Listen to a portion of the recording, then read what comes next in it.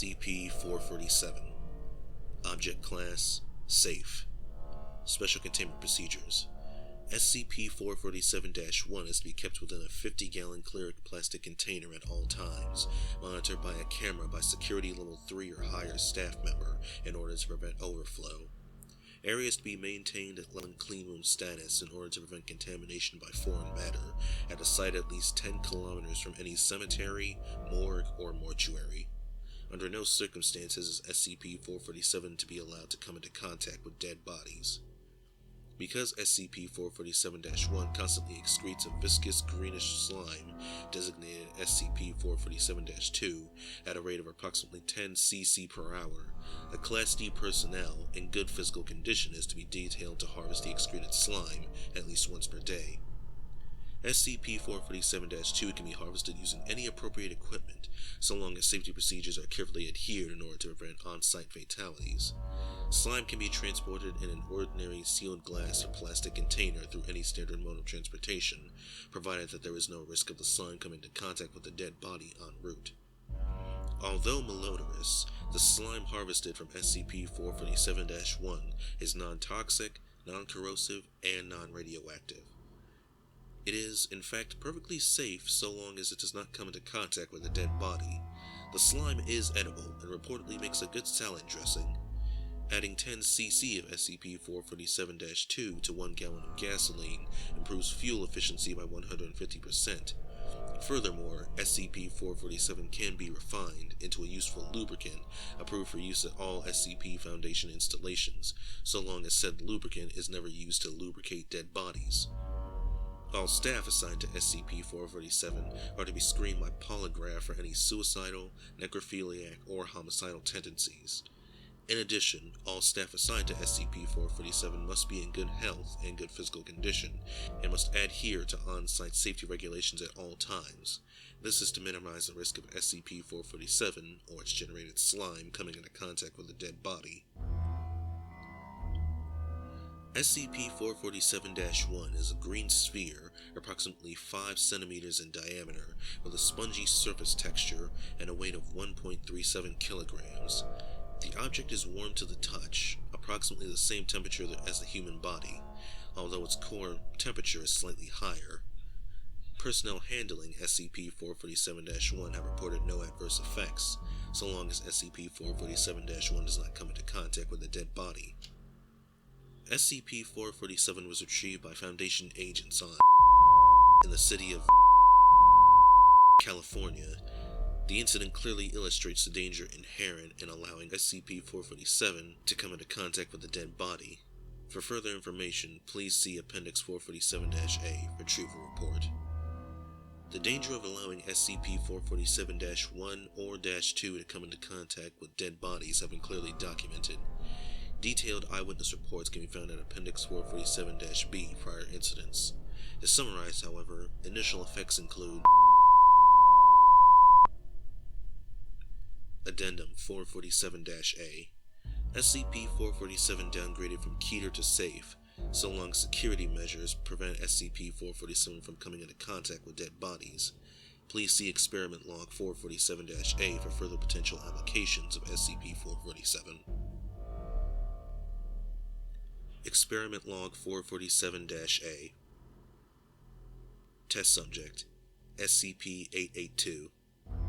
SCP-447-2 was refined into a lubricant. SCP-882 was temporarily removed from its seawater bath, and SCP-447 applied as a lubricant to all joints and connections. Although SCP-447-2 was successful in reducing grinding noise by 50%, it was also successful in removing rust from the structure. SCP-882 was immediately returned to a seawater bath, and staff on hand were placed in quarantine for examination. Let's not try that again, shall we? Dr. A. Clef. Test Subject 1 guinea pig purchased from pet shop. Subject was immersed in SCP-447-2 for 5 minutes. Care was taken to keep the subject's head above the level of the fluid to prevent the death of the subject. Subject's fur became saturated with the fluid. Test item required several hours of grooming to remove SCP-447-2 from its fur. No further deleterious effects reported. After careful washing to remove all traces of SCP-447-2 from its fur, subject was subsequently consumed by Agent who was of Peruvian descent. He reported that the meat was, in his own words, the best QI I have ever had. Approval for testing of SCP-447-2 as a marinade is currently on hold, pending review of whether or not a steak constitutes as a dead body. Test subject. 1 tablet of SCP-500. Subject was immersed in SCP-447-2 for 5 minutes. In addition to curing all diseases, subject now also leaves the patient's breath feeling minty fresh. About what was expected. Seriously, guys, what were you thinking would happen? Dr. A. Clef. Test subject. SCP-076-2. 500 milliliters of SCP-447-2 was added to 500 milliliters of distilled vodka and 2 dozen ice cubes, shaken well and strained into a pitcher. Approximately 0.2 liters of the mixture were poured into a glass with mint and a lime garnish. Mixture was taken to SCP-076-2, who was told, "Hey Abel, try this. It's pretty good." SCP-076-2 agreed that the mixture was, in his own words, refreshing, but immediately lost interest when told of SCP-447-2's interaction with dead bodies.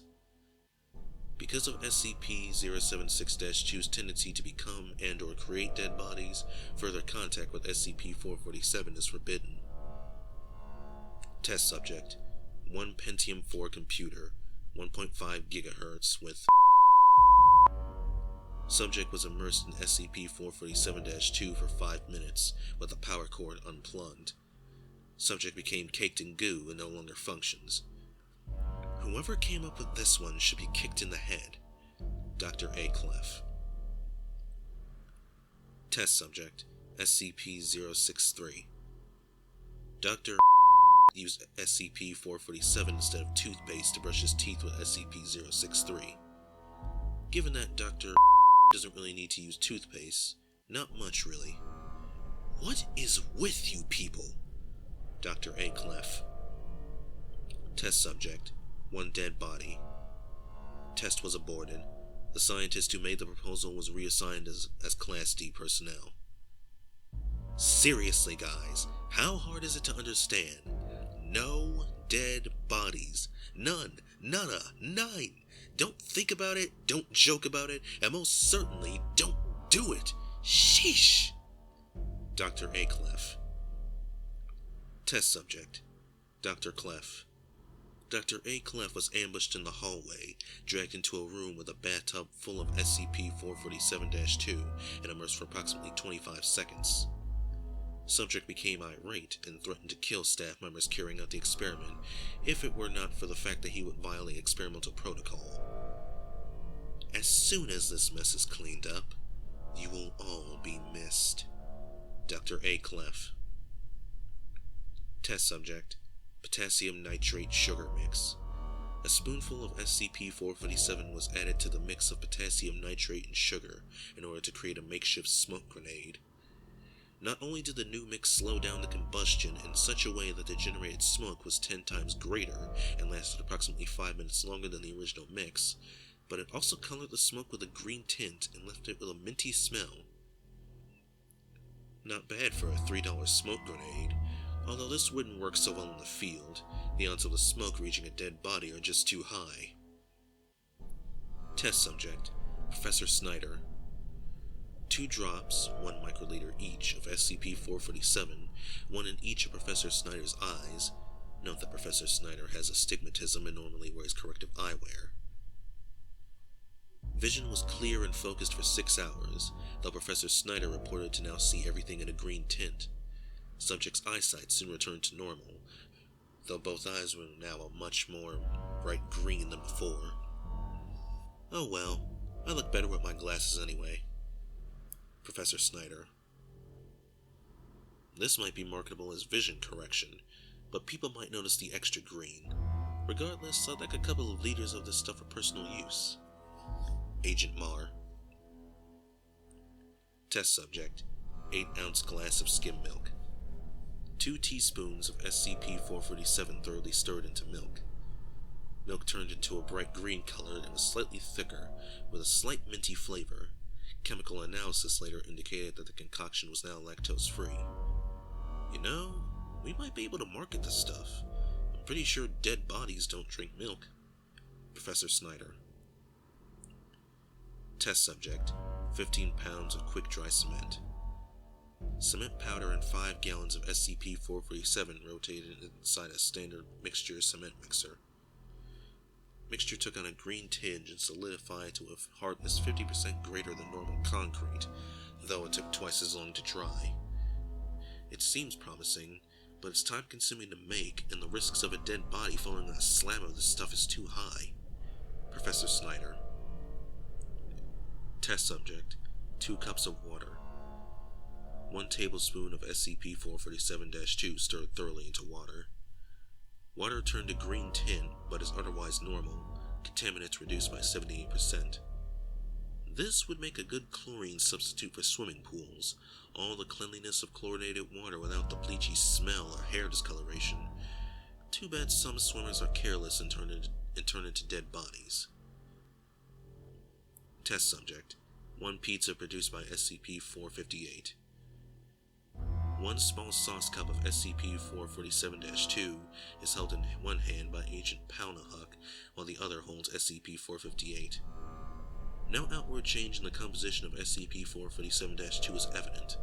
SCP-458 produced a hamburger pizza on a cheese-stuffed crust.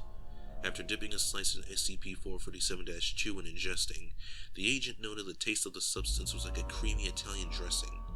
Following the consumption of the pizza, Agent Palnahuk's breath was said to be minty fresh.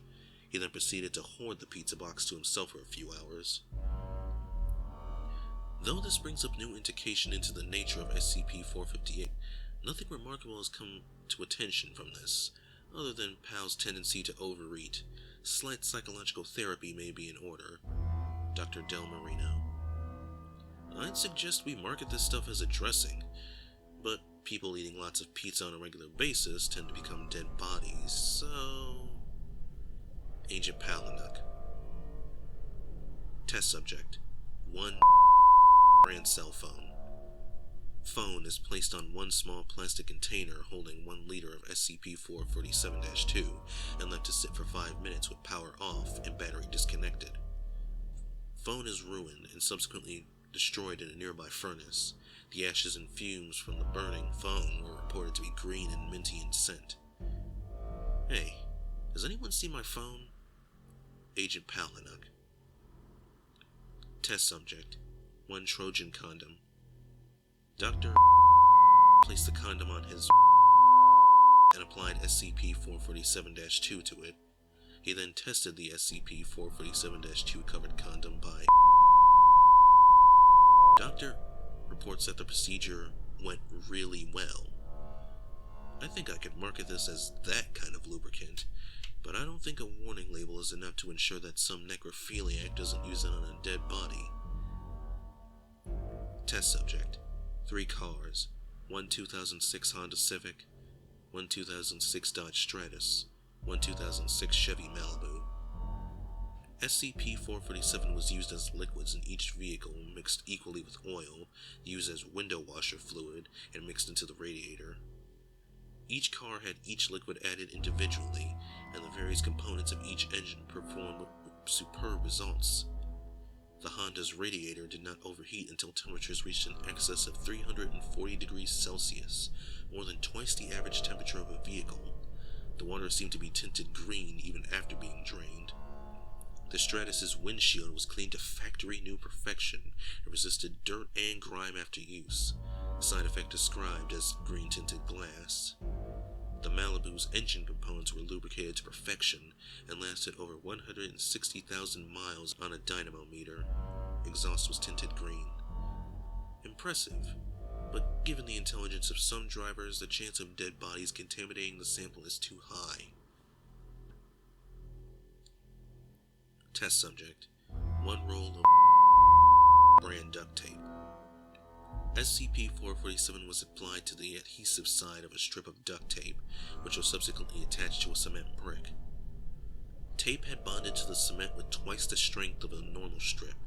Cement brick was left with a green stain in the shape of a strip of tape. This could be marketable, but with all the possible uses for duct tape come even greater risk of coming into contact with dead bodies. Dr. Slav. Test subject. Nuclear reactor at site. During the regular maintenance, liters of SCP-447-2 were added to the moderator material in the reactor. The moderation of neutrons was increased by leading to very high thermal output and temperature alarms being activated. The reactor's chamber gained a green tinge and a faint mint smell. Effective, but the chance of an explosion and radioactive slime reaching dead bodies over a large area is too high. Dr. Kotska. Dr. Kotska has been incarcerated and sent to a corrective facility for unauthorized and extremely dangerous testing. 05. Test subject. 1 Colt Python revolver with 8-inch barrel. Gun was taken apart for regular cleaning. The cleaning cloth was put into a small tub of SCP-447-2 and soaked for 5 minutes. Cleaned as normally would. Lubrication replaced with SCP-447-2. Gun fired with a 35% reduction in recoil. Testing had found that bullets had their maximum speed increased by nearly 210% and acceleration increased by 55%. Accuracy was increased by 3.7% at close range and by 486% at max range. Max range was also increased by 40%. Gun smoke was green in tint. Interestingly, unspent ammunition was put into the gun and was stated to smell minty and had a green tint. Despite this, when these bullets were removed and fired from another gun, said gun did not receive any benefits. The more testing we do, the more I begin to wonder how more advanced technology would be. If only this damn dead body curse didn't exist. This stuff would benefit us in so many ways. This test shows that guns will become extremely efficient, but then again, guns are used to kill people, so you're bound to run into a dead guy at some point. Test subject. 1 liter of candle wax. Wax was added to SCP-447-2 in a 2-to-1 ratio of wax to SCP-447-2. A candle wick was dipped into the wax to create a candle. The candle gave off 50% more light at a distance of 10 meters, and also gave off a strong smell of mint as it burned. However, the candle burnt out in roughly half the time of a candle made solely out of wax, and was far more difficult to extinguish, requiring a CO2 fire extinguisher to put out. While it may seem like a good idea to market it, the mint smell was far too strong to the point of being nauseating. The candle also burns out too quickly to be used as a source of light as well. I suppose you could use it as an air freshener, but seeing how dangerous fire can be, and how hard it is to put out, well, let's just say there's a good chance of it coming into contact with a dead body somewhere down the line.